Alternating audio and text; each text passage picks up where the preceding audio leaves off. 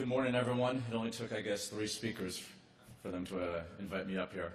I promised Ken I would keep the jokes to a minimum since it's the 9 a.m. panel. I feel like I draw the early straw every single year, and every year I see people half asleep, and it takes about 40 minutes before they laugh at the first joke. So I'll try to, and at least we're on the same pace this year. So it's an honor to kick off the conference with the first official panel discussion of the day. I think this panel is probably going to be the table setter for the entire day. I think this fine group of gentlemen will set the tone as to many of the discussions we're going to have later on this afternoon.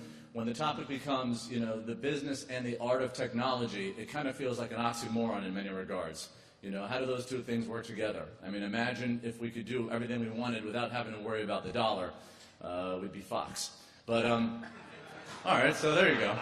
And I'm done. Good night, everybody. No, but I mean, in all seriousness, I think these gentlemen will attest that the most difficult part of our job is not just going out and seeking cool toys and trying to figure out how to up the other network, but it's how do you do that and also stay within a budget? How do you do that and cut a budget? And that's what we're going to kind of focus on this afternoon, this morning. So I'm going to have the gentlemen introduce themselves, starting with John, and then I guess for those of you that brought videos, why don't you also introduce your video, because we can use that to talk about it throughout the morning. Jed, you can just hold up your phone if you want and show the Deadspin article from last night, and that'll kind of kick things off. So John, why don't you start, and we'll kind of go from there. Thank you. John Filippelli, President of Production, and thank God it's here, President of Production and Programming for the YES Network, 15 years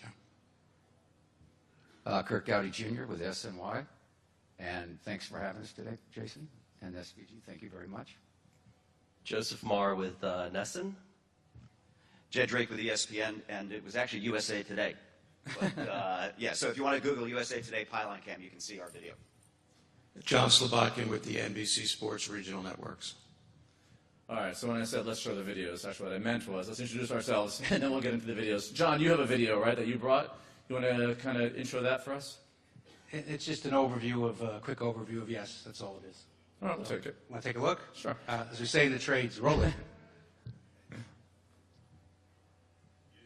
Audio? Sound? Perhaps.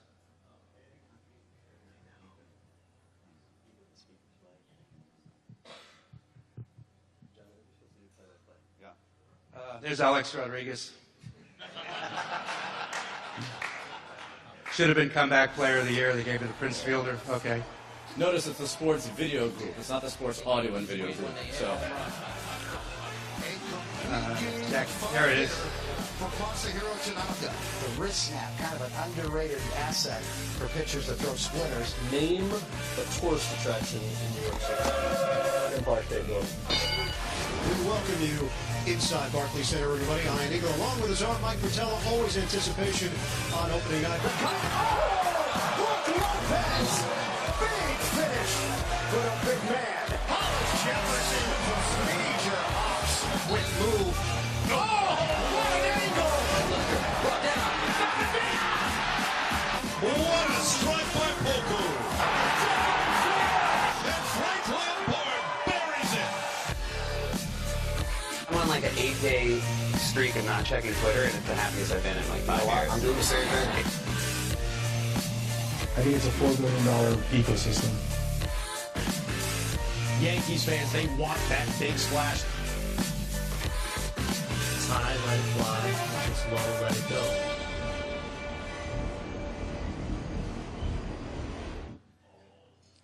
wonderful. Well, I'm glad you showed it to us. It's my pleasure to roll it. Let's go through all the videos, though, that we can kind of create a group discussion about what we saw and go from there. John, you also have a video, right? Down at the end? Yes. Jason, I'm definitely confused with John and John. Obviously, You know what? Call me Flip. It's so much easier. All right, now that's fine. we've mitigated that now. You could call me Slow without I feel like you guys are an EVS box. without the W. If we had Mariano, we could have Slow and Mo. We'd have Slow-Mo. It'd be awesome here. This is the audience for it, right? You can let me do the jokes. I'll, You had one. You Wasn't could have left it game. in the one. One All right, meeting. so Slow-mo, you've got a video down there. I do. My video, actually, I'll challenge myself to speak over it because it's really not that compelling. Not that my words would add that much to it, but I'll give it a shot. So you can keep the audio low. Start anytime. I'll try to keep up. We've got 40 minutes left. It's 1:41. Here's So one more look at the punch from this is basically a compilation of things that that sales carries with themselves, things that we think are win-win on the visual side for the viewer and also for the sales. Super slow-mo obviously is something that we push very heavily, we believe very much in, and we think that is a great tool for sports like baseball and hockey with slow-moving objects. Everybody in this room knows that. And the more super slow-mo we can get, the better our shows are. Robotic cameras are no longer groundbreaking, but they continue to be breathtaking in a number of ways. Sales is very big on those, and we try to have those in as many sports as possible. We think it makes a big difference. RF cameras brings the action closer to the folks at home, and we've tried to incorporate more of those in our productions and clearly try to make those a sales tool. Telestration, not new, but very popular with sales. Honda loves it in Chicago, and it's a great teaching tool. In the studio, we've tried to push touchscreen very heavily. Things like opinion, analysis, and social media are very popular for sales, and the touchscreens that we have in all of our markets have tried to push that. Kudos to the folks in Washington who've done a great job with theirs. An advanced telestration system has been very popular with sales. It allows the sponsor's element to be on screen for a longer period of time, so it is enticing in that regard. It breaks down things from an analysis perspective. It's somewhat unique, and that is something in a number of our markets where we're trying to push very heavily. And the audience engagement, polling, and voting is something also we've tried to push with sales.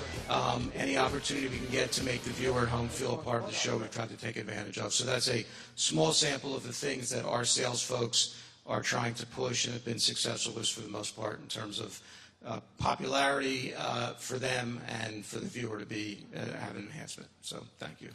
Wonderful. And I think we have one more video. Curt, you have a video? Is that? Yeah. You know, we're the home of the Mets, Jets, UConn basketball, and all things New York sports. But this video really is strictly about the wonderful season we all experienced, both as fans of the Mets and SNY. There were really a key 7 days that happened in the month of end of July that turned the season around, and this is strictly about the Mets season, this video.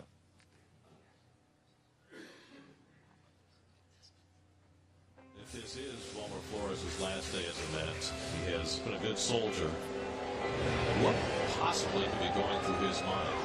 I know there was a lot of speculation over the course of our game and about a possible trade. There is no trade. All you gotta do, Wilmer, is hit it out of the park.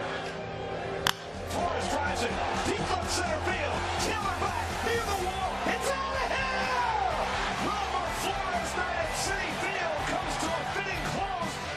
This is one of the greatest things I've ever seen happen within a baseball season. He struck him out. National League Eastern Division champions. I bleed orange and blue, and I can't be more proud of this team, this organization. 0-2 pitch. Swung on and missed. The New York Mets are going to the National League Championship Series. It's a dream come true. It's the most fun I've ever had in my life. Pre-game coverage getting going here on SNY. The Amazings looking to change the narrative as we welcome you. It's Mets Playoff Live. It's presented by Becky. Breaking ball lifted in the air. Deep to right down the line. Got a chance by Go. He did it. Home run. For the 5th time in franchise history, the New York Mets are heading to the World Series. It's incredible. It's a dream come true, and we're bringing the World Series back to Citi Field where it should be. Daniel Murphy with a performance for the ages. When you look at team wins, and this is the definition of a team win. This is an amazing Met team. Great.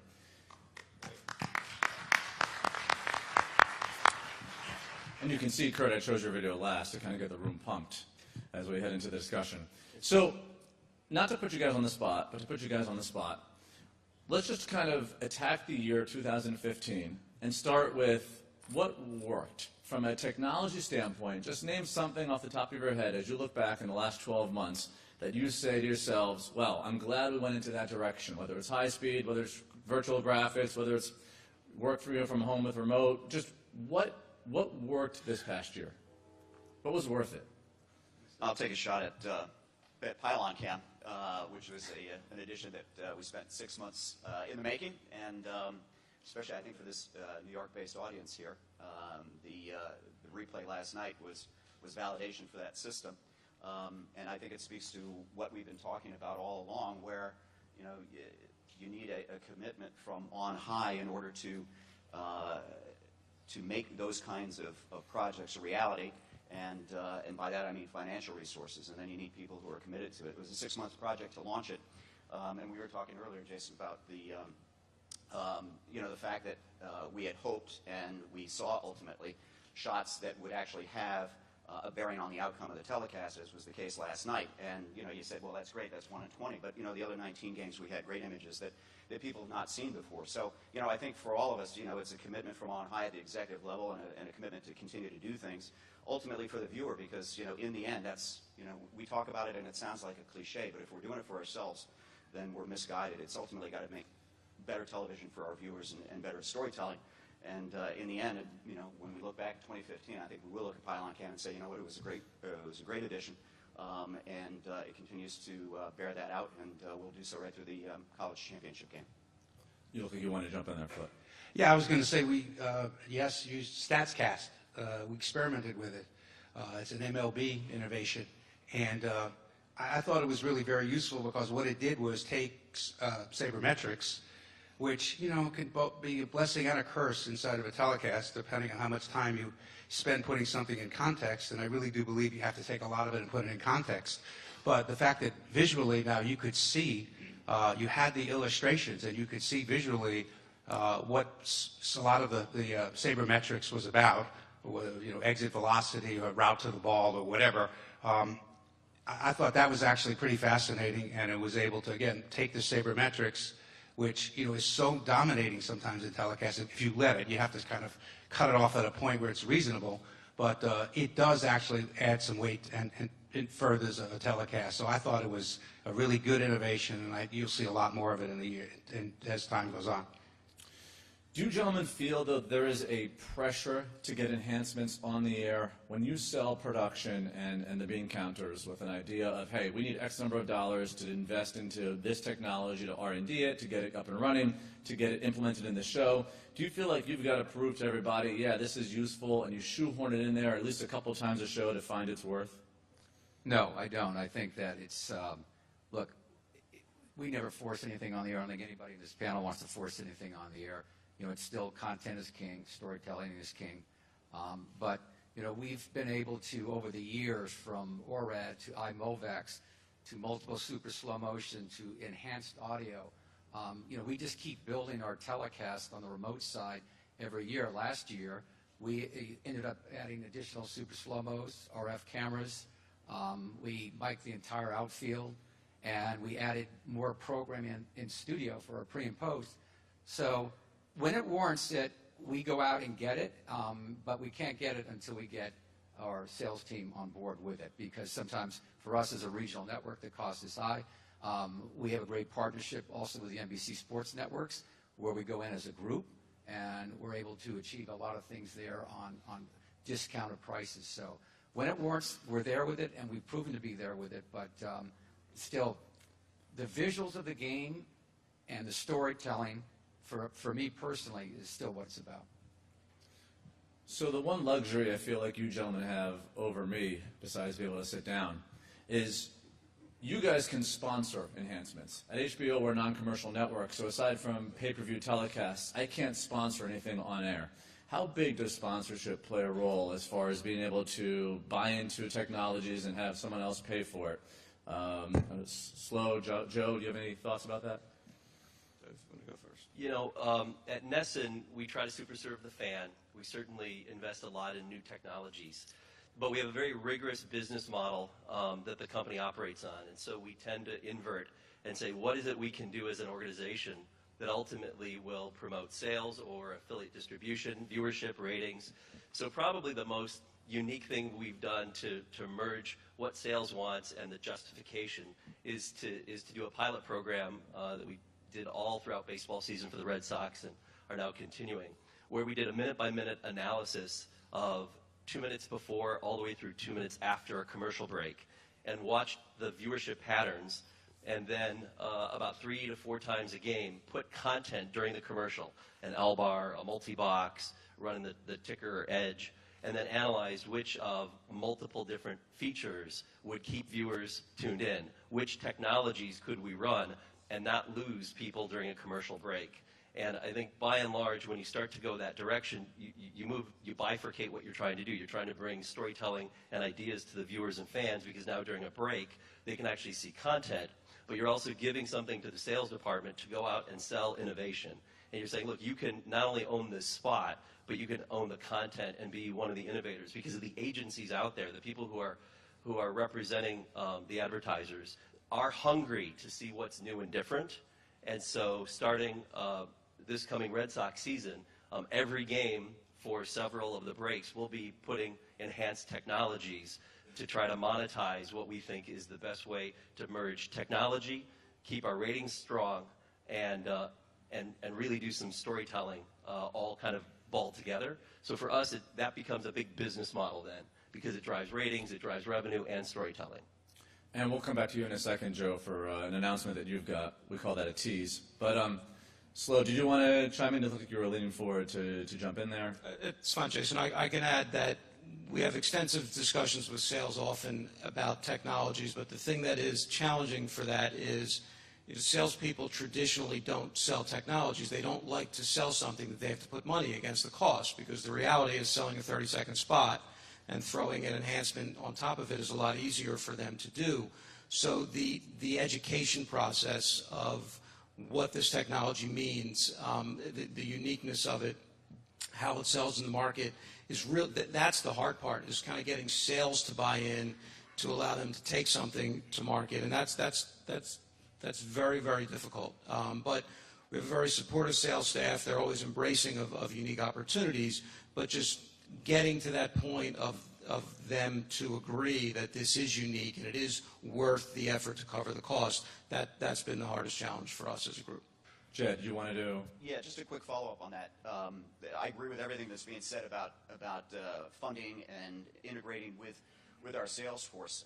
But just one PS on Pylon Cam, because it is in the NFL, and because, as you would know, those of you that work with the NFL, were prohibited from actually sponsoring anything in-game other than if we were doing Next Gen and Spider Cam. So Pylon Cam is not sales funded at all. Again, it's just the decision at the executive level that we were going to do something that was unique and different, and the willingness to allow us to do that. And it was not insignificant in terms of the money that we spent. Peter Larson, by the way, from BSI, is in the back of the room. He is one of the co-inventors, if you will, of the system along with us, and we're thankful for his efforts. So anyway, no money on the table from sales, though in the spirit of working collaboratively with our salespeople, while we're prohibited from sponsoring it in-game, that doesn't mean to say that we can't take that video and use it after the game, and so we're working on something with Scott Van Pelt for SportsCenter after Monday Night Football, where he has taken a special interest in Pylon Cam, and in reality, that'll probably happen.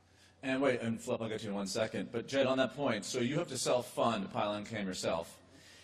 Have there been discussions internally, though, in the rooms of, hey, listen, we'll pay for this ourselves, but as soon as the NFL begins to use it for actual replays that could overturn calls in the game, should the league kind of help pay for that? And if that, by the way, happens after this, I'd like somehow to be involved in that. Yeah, I'll let you negotiate that one, Jason. Yeah, I mean, look, the cameras that we have, and we have a lot of them. For anybody that wants to know, we added 16 cameras to the field, 4 in each of the pylons. So, that covers a lot of angles, but it doesn't cover everything. And some of us know that, the NFL is working on their own pilot project off of what Bill Belichick has said about, the need to have those cameras on the lines if they're spending the kind of money they are spending on other things. So I suspect that they're going to do it themselves. We're just out in front of it. And, when we can give them angles, as we did last night, on a game-changing play, literally, we're all too happy to do that, and they're all too happy to take those angles, candidly. And then, Flip, you were looking to jump in there, right? No, I was just going to say, just 15 years ago, George Steinbrenner said to me, when we started Yes, you know, he wanted a large quality show. He wanted something that mirrored the excellence of the Yankee brand. He wanted the telecast to mirror that. So we didn't go into this, what was the norm back then, it's 15 years ago, remember, you know, which was 6 cameras and 5 tape machines or whatever. We went into this with 15 cameras and 15 tape machines, and whatever technology could give us, we took. We do large shows at Yes. We do quality shows at Yes. I'm very proud to say that. Not that other people don't do large shows and quality shows, they do. But we've been doing it for 15 years. And we're a regional sports network, and we don't act like a regional sports network, what the traditional regional sports network is. And I know a lot of these guys up here don't either. In terms of working with sales, it's not a mandate for us. If I see a piece of technology or we see a piece of technology we think is going to make it better, make our shows better, we're going to go for it.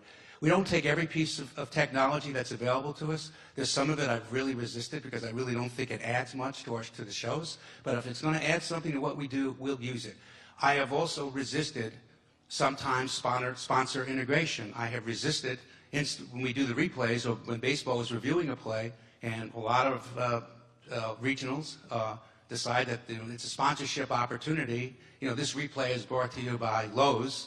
I'm not doing that. I mean, I have resisted it so far. I don't know much longer I can because there's a lot of money involved in it. And I think it's a dramatic moment, or should be a dramatic moment in the game. It should be treated with drama. So there are times to use enhancements, and there are times not to use enhancements. We don't do it to be contrarian. We don't, but we have to work with sales. We have an obligation. We all do. We all have budgets. We all have to meet budgets. But sometimes it's I never put a budget and I never put an enhancement ahead of a show. We'll never do it. So most of you can't see it. We have a giant digital clock up here, like it's an episode of 24 counting down. And so before I lose time, I do want Joe to jump in. Joe had given us a heads up last week that he has an announcement that the NESN team would like to make, and I think that it's important to give ourselves time to talk about it because it'll kind of serve into a good discussion in our last 20-some minutes besides some Q&A. Do you want to kind of... Yeah, absolutely, thanks. And nobody up here, we haven't had a chance to talk about it in advance, so they'll be hearing it when you are. In about 2006, Patty Power, who was at CSTV at the time, had a conversation with me, and she said, we're trying to save about $200,000 a year. What do you think? Any ideas? And I said, Patty, that sounds hard. Maybe you should try to save $2 million.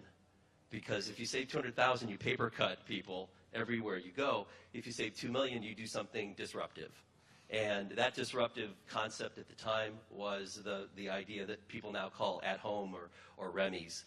And what we've been trying to figure out at NESN is, at the end of the day, with all of the changes in viewership and with all the places people can watch television and the different things they can watch, live sports remains mostly DVR-proof, something that can make money and is sponsored in a way that other content isn't. And yet at the same time, you hear a lot of networks who have to cut back on expenses or programming costs.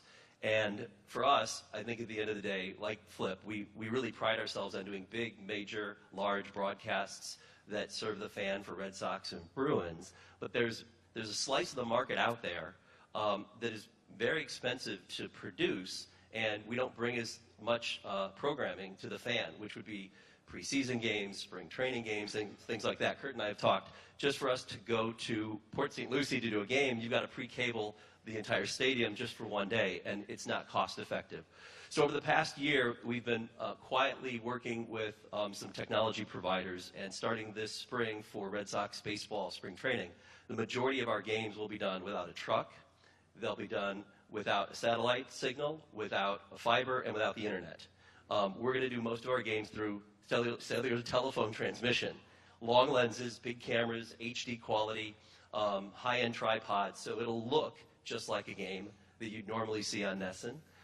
We quietly started doing this during spring training of last year to test the signal part with a partner of the folks at LiveView. And we started to figure out how to deal with the latency issues to get everything to time out in a way that in the control room you could still switch it. And then by midsummer, we were doing some minor league games, and then finally toward the end of the summer, we actually didn't tell people, but we put a minor league game on our Plus channel just so that we could watch at home of all the key decision makers and, ask the question, do you see anything different? And the crazy part is they didn't. In our model, the announcers will still be at the stadium. In our model, there'll still be a return feed. But this allows us to go to any Grapefruit League or minor league or go to Providence for a Bruins game and be able to be much more cost effective in how we produce it, which ups the volume of events that we can produce and deliver more content, because at the end of the day, the 30-second spots are going to be better than an enhancement. So we see this as a way to kind of slice the market differently and pilot throughout spring training and then this summer with minor league, with the concept that starting in 2017, we really think this is, at least for HD, not for 4K, but for HD, this is a way to really increase the volume of live events we can produce, and at the same time be mindful of what the expenses are to do those kinds of games that typically a 2 o'clock, 1 o'clock Thursday day game in spring training isn't going to rate or draw the revenue of a typical weekend or a nighttime primetime game. So we see this as a way to really move into the marketplace and go to any ballpark, any arena, any stadium, anywhere in the country, and go live without the need of a truck or a wire or satellite. I see Pat Sullivan in the room. I'm sure he's thrilled with this. So only I had the knowledge that this was coming, and my Facebook friends. So the gentleman on the stage, you guys didn't hear about this before Joe, made the news. Just your initial reactions to this. Is this something that, and again, you haven't had time to ponder this, but the idea of working from home via, doing most of the production back at your plant, you've sure discussed and looked at and done yourselves at certain times. Is this a direction that you could see catching on and us migrating to? What are your initial, concerns as you hear this, or your thoughts? Well, I think it takes, a lot of fortitude, and I applaud NESN and Joseph and their group for moving forward in that direction. And look, you do have to manage your costs. We have to monetize. We always bring a national sensibility to our network. And, I know Jed's gone through this at ESPN with just the thousands and thousands of sporting events they're going through that they've already experimented in having control rooms not on site. And we've actually already had meetings since we're moving our entire operation down to the 4 World Trade Center in 2017. We're going through a mammoth inventory of what we need, how we're going to achieve it. And it also includes looking into the future of, sorry, Pat, of possibly having, whether it's cellular wires, whether it's even fiber, come back to our plant, that we would be able to produce certain content that we think is important, and not all content, from our on-site. All right, this panel brought to you by Game Creek. Jed, no, just kidding, B&H. Jed, you guys, at ESPN have tonnage, for lack of better words, right? The amount of broadcasts and shows that you have to produce. Is this a direction that you think is the next step in an evolution of working from home, eliminating even the broadband and the fiber and the internet and going more in a bonding capacity? Well, as you said, we're just hearing about Joseph's good work here now, so I can't say that I've spent a lot of time thinking about it, but I mean, just fundamentally, anytime that we can do something where the viewer's experience is not negatively impacted to any significant degree, we're always going to look at it. And also, what I've heard here from my colleagues is that we're not going to do it on every game. And I do think that, the reality of it is, for me anyway, on the biggest events, will always want to be on site, and I think the production teams should be on site, because I think that there are things and those experiences that are taken by those that work on the events that cannot be done from, for us, whether it's Austin, Orlando, Charlotte, or wherever, Bristol.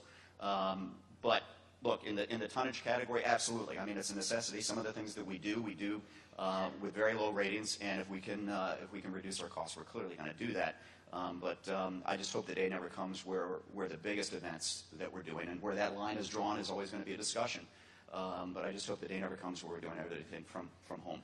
And Slo, I see you shaking your head yes, especially from the regional side, right? I can't imagine, Sunday Night Football is obviously going to do this, but from the regional side, is this a direction that seems intuitive? Yeah, Jason, I think it really depends on volume of games that are required for this.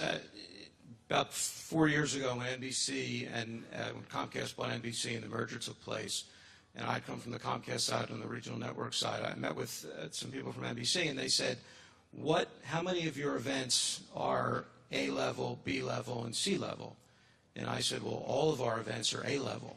Now, to you, they're probably C level, but every event that we do, we treat equally. Over time, what we've learned at the national level is because they have some events that, they fish where the fish are, and they see opportunities for some college football games that might not get a huge audience. There's an opportunity for the regional networks to step in with their resources and their people to produce for the national network. So it's certainly not the same approach that Joseph is talking about, but kind of the same philosophy. And on the regional side, there will always be shows that would require something like Joseph is laying out, and we'd absolutely be interested. We have certain approaches in some of our networks for spring training coverage where we do it on a much smaller scale than we would regular season, and something like this is something worth looking into, absolutely. Well, like Slow's colleague Mike Sheehan says, pioneers are the ones with arrows in their back. So we wish you luck on that, Joe. Yeah, I had that one in my sleeve. So certainly we can keep on going up here. I do feel like since we're on the 15-minute mark, if there are questions out there, we'd love to take some. Otherwise, we can keep on going. Does anyone have a question for anyone here? Not at once. And then we'll keep on going. UHD. Every year I try to slide in a small little 3D joke. Is this a reincarnation of a bad business plan, or will UHD actually stick? I know that there's going to be next season, the Blue Jays, I believe, are going to do games, if not the entire season, in an ultra high. What do you guys think? Is this going to be here because it's being rolled out at a different speed? Does this have a better foundation behind it, or will this flop? What are your thoughts? Let's just go here, flip, and we'll go down the aisle. I think I've been fascinated by it. We were in the forefront of HD, yes, and also we actually did 3D games. We experimented with it. We had sponsorship from Sony, who was able to sort of bankroll it all, but we tried it. We experimented with it. So, do I think it has strong possibilities? I think it could be terrific. But I think, like anything else, it has to evolve. I just want to say one thing about what Joseph was talking about before. I think it's worth going. I think everything is worth looking at. Obviously, I think it's an interesting idea. I think on small shows, I'm all in for it because it is extremely cost effective on small shows. On big shows, you can never lose that symbiotic relationship between the producer and the booth. As someone who sat in a truck for my whole life, that relationship is precious. It needs to be protected, and the essence of all these telecasts really are the relationship between the producer and the talent, and the director and talent. So I don't like it on the long view, the large view, but on the smaller stuff, the small view, I think it's a really good idea. And again, just to finish up on HD, I think UHD has extreme possibilities. We'll see how it evolves. We'll see what the Jays do with it. We'll see how everything evolves. But I do think it's worth going after. I'm a fan of it. In Curt, I feel like when it comes to UHD, you guys have, no pun intended, a home field advantage because you can wire a stadium and that, whatever it is, 81 games a year you're going to have at that ballpark, whereas you don't have to pack up and move every venue, every city, every other day. Does that make it more feasible for you guys to jump into that arena? I mean, is this something that you guys are strongly considering? We're looking at everything, but I think that we do have the ability at home to do because we have the infrastructure there. Rogers owns everything up in Toronto, so they've got the team, they got the stadium, they got the cable system, they got everything from soup to nuts. So it was probably a decent play on their part to experiment with it. My question is how far along is 4K going to be here?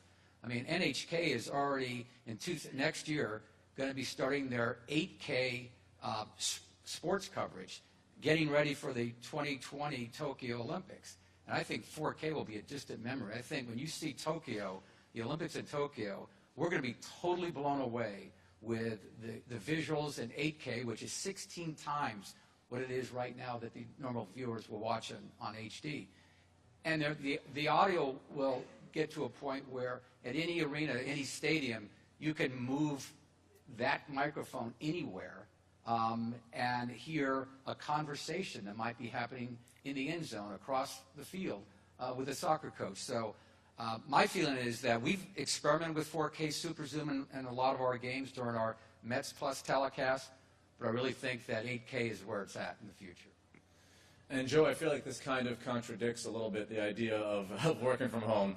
I mean, are you at the same time looking to also explore the 4K stuff? Yeah, we are. We just announced, I think maybe it's today, that we are building 2 brand new studio facilities, control rooms, primarily with Ross technology, so that by February or March we'll be full ready with 4K gear, from switchers to cameras, you name it. So really for, and a few people that have said it, for our main bread and butter games, regular season, Red Sox, Bruins, and other premier games, we'll have 4K technology in place by this spring on the studio side. And what we really are looking at is, and look, everybody here will tell you, the majority of the income in this industry comes from the affiliate revenue, not from the sales revenue. As much as we talk a lot about how we want to sell it, and at the end of the day, the affiliate revenue is driven by people who watch cable TV and subscribe, or satellite TV, and a lot of them are buying UHD TV sets.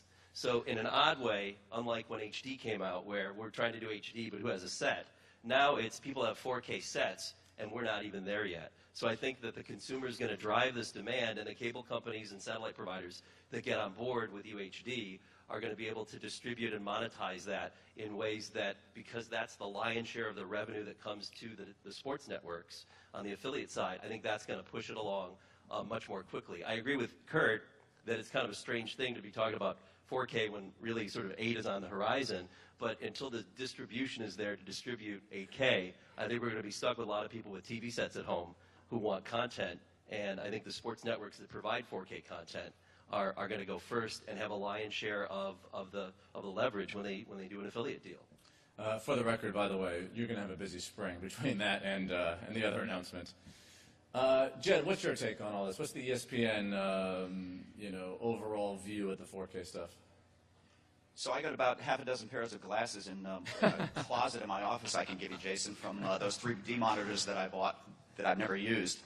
Look, I'm batting, I guess, cleanup here, but I agree with Curt. I think that the future of 4K, is being driven by the consumer market industry, and that's all well and good, just as 3D was. I don't know if you can compare the two, because I think fundamentally UHD is going to be a far better viewing experience for the obvious reasons that you don't need the glasses, and it's just better than what it is now. But I also agree that in this industry that is moving so fast, that on the high end, that are we going to be investing so heavily in a standard that will quickly be paced out, and that in literally a few years we are going to be looking at 8K. I mean, I don't know where this ends, and who knows where it does end in terms of high definition standard, but I can't speak for all of ESPN, but from the discussions I've had, I think that 4K is something that we will probably not go as heavily as others, and we'll wait to see what happens in the very near future with 8K. Are there any questions yet? Anything about the 4K or anything else? Anyone want to ask me? No? There you go. Hey, John. Yeah, everybody's talking about 4K, 8K, and that's all great. That's resolution, but that's only really 1/3 of UHD. Can anybody address HDR or increased frame rate, which are also, I think, very important enhancements as we move forward? That was actually my next question. HDR, right? I mean, I've heard, many people split as to if you're going to go down one of two directions, which should you be focusing on? And my, my video engineers are even telling me that they would love for me to go down the HDR route. Slo, I felt like you missed out on the 4K talk. What do you think down there? Well, we're very fortunate to be involved with the people at NBC, so we have a wide group of people to tap into, and they talk about bringing the highest level of quality to events like Sunday Night Football and the Olympics. And one of the things that has really taken hold the last couple of years between the regional group and the rest of the NBC Sports Group is the thoughts that when these things are introduced on a national scale, international scale, that it won't be 3 years later that they filter down to us. So the discussions that are taking place about high dynamic range and the higher frame rate, we're all part of those discussions. NBC traditionally is not necessarily the first to do something, but they certainly like to showcase it for showcase events. And so we'll more or less take the lead of the direction of where they go and then try to take the regional group into that realm as soon as possible. So we're having discussions about that on a regular basis, and I don't really have anything to announce to say what the plans are, but there's significant belief in it, and it is an area that we definitely want to get to. All right. We can infer from that. Any other comments on HDR? Anyone else up there? Have any? Joe, any more announcements you've got? No? No, we're good. Any more questions? We can go back to McCrae. Yes?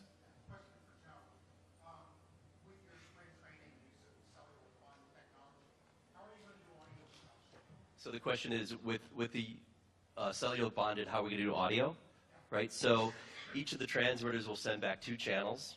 So, play-by-play and color, which are on site, will be there. I didn't mention to Flip, we actually will have the producer on site. We've kind of bifurcated the model, so there'll be 2 producers. So the team will always have play-by-play, color, sideline, and a producer or a producer-director type person with them to be part of that experience. And then that person will kind of coordinate the audio channels that are coming, because the way we've set it up, if it's 5 or 6 cameras, each can transmit 2 channels. So at the minimum, we'll have 10 to 12 channels coming back, and then whether or not we submix on site or not is kind of a variable. But we know that we've got that many audio channels coming back just by the nature of the signals we're transmitting. So with only a few minutes left, I think I would like to throw out a question for each of you. We all watch each other's shows to a certain degree, and we all see the different bells and whistles that we try, whether it's virtual graphics or different ways to break down statistics, obviously all the over-cranking and the different forms of high-speed cameras, 6 times, 8 times, whatever the other vision research cameras offer, and iMovix and NACs. And audio, putting microphones in places that we never went to before and trying to think of different ways to go 5.1, 7.1, and beyond. Where is the biggest gap at this point? Like when you sit back and you say, wow, I wish we could advance the show in a certain area. What's the one area, and I'm sure there's vendors here who are listening, who are taking notes, that you would like to see us, do a little bit more in and kind of close the gap on to get us in a better place from a storytelling standpoint? I guess, Flip, we'll start with you and kind of go down the line. That's an interesting question. I think it's pretty, if you poll this panel here, I think we'd all be in agreement that the medium is driven by stories. I mean, it has been since its inception, and when I was at the Baseball Network, I put in a mantra of the 3 S's: stars, strategy, storyline. At any given point, if you were stuck, if you wanted to advance a show, what did you talk about? You talked about the stars in the game. Talk about strategy, what's going on the field, what's going on. Storyline. What's the storyline of the game? So to me, it always goes back to that. Both bells and whistles they're just that. Some of them are really great and really do enhance the quality of what we do and enhance the viewer experience. Some less so. I think you have to do it judiciously. I think you have to do it in moderation. You have to use what works to advance your show. That's really what it comes down to. But to me, honestly, it goes back to the 3 S's. It's strategy, storyline, and stars. That's what we're doing. And everything else is just an add-on, and although great on occasion, no doubt, but at the end of the day, you should never be a prisoner of technology. You should obviously use technology to enhance a show, but don't be a prisoner of it. Curt, what do you think? Look, everybody on this panel and everybody they represent do just A+ quality work, and I think it's a tribute to all the people in this room too that help support us. I have 3 E's, not S's. I have educate, enlighten, and entertain, and that's what I stress to my team. And I think when all is said and done, when you're sitting someplace at a bar, I always like to tell people, if you're at a bar and you're watching a television screen, what do you see? What do you read? You can't hear it, obviously. But for me, having that voice in symphony with the visuals is so important to the connectivity of storytelling. And that's where, by educating our viewers every night, by enlightening them with storylines, and entertaining them with fun anecdotes, and never being too serious about what you do, that's where I think that the really good networks are separate from the average folks. Joe, and I think you need 3 letters, by the way. Oh, geez, I know. How about you know, I think we need something that filters the volume of what we're getting in. We worked over the summer with a analytics group that does baseball analytics for the operations of baseball teams, and got to the point where after a pitch, an algorithm was developed where statistically we could find out one of the most interesting or relevant things that might be needed for the next pitch. And then the next development was, how do you get that into the graphics computer in time to call it up, preview it, and decide, is this relevant or not? Because there's so many things you could do. Do you run a replay? Do you put a graphic? Which thing do you do? So I think the ability to filter whatever technology you've got to say, here are some of the more key items, the priority items, would be great. And there are some people who are former baseball, hockey, football players that are working with technology companies to say, these are the things that you would want to filter to push to the people in the control room. And for me, the gap in storytelling takes that and then says, how do we apply that technology to tell the history and the background of our game? Because I have no way to tell you how somebody's doing with sabermetrics compared to a Babe Ruth or somebody else, right? So if there were technology out there that could crunch those numbers off of an old game tape or off of stats that you could plug in, you could compare a historical figure, some giant in one of the sports, to somebody who's playing today and tell stories that keep people engaged with our game. Because as our audience ages, that history is sort of lost. And I think the ability to filter and then storytell based on the history of the game are the two places I see gaps in the industry. Technically, we're going over, so someone can tell Master Control. But Jed, can you just quickly chime in and then Slow jump in there? Yeah, just ever so quickly. Look, the comments that have been made so far are spot on in terms of storytelling. We're always trying to do better at that, and everybody understands that. As it relates to the data that you know, at various times seems to become more and more part of what we are trying to achieve. You know, I go to the Sloan Convention every year at MIT, and I listen to these people who are on the other side of it. Those are the ones that are running these sports teams, and they're looking at these games completely differently than we do. And at some point, as I was talking to one of my colleagues this morning, we are going to crack that code, and we are going to find the meaningful stories that will help tell better what is going on the field of play or on the court. And we just haven't figured out how to do that quite candidly, though there's been a lot of effort for it. But that's just one element of storytelling. I mean, all the other things that we're doing are part and parcel of what we should continue to do and to challenge ourselves as colleagues. Because in the end, we're doing it for the viewers, and every time we do one of these things, we're doing a better viewing experience. And, you know, look, I'm a Red Sox fan. I watch what Joseph does every day, and, you know, what the things he's doing makes it a better viewing experience for me, and I'm thankful for that. And Slow, final thought? Sure. I think the biggest gap is probably in distribution, because the quality of what we're often seeing in the truck is not necessarily what people are seeing at home. And I think once ultimately the distributors need to solve that, I think it would make a huge difference. And the last thing I'd like to say is, at the end of the day, all that really matters is the game compelling? Do people care about what you're watching? In Golden State, the Golden State Warriors on our network in Comcast Sports at Bay Area, they're 24-1. They set record ratings every night. Every time they play a game, they set an all-time record for most watched Warriors game. We're not doing any more technology this year than we did the year before. As long as the team is of interest and the story is compelling, people will watch. The rest of the stuff is just for us to figure out and pat ourselves on the back. Wonderful. Well, I think that concludes this panel. I'd like to thank the gentlemen on stage. Thank you all for putting up with my jokes.